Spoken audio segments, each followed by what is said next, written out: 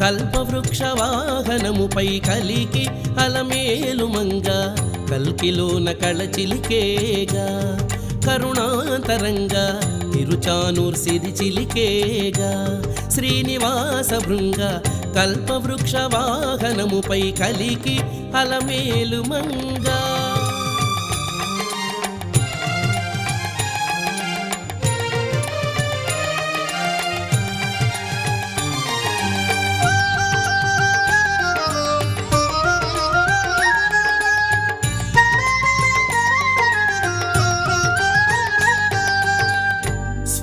స్వర్లోకమందారమై అమరులకే అంకితమైన కల్పవల్లి అందరిది అను మన కన్న తల్లి. స్వర్లోకమందారమై అమరులకే అంకితమైన కల్పవల్లి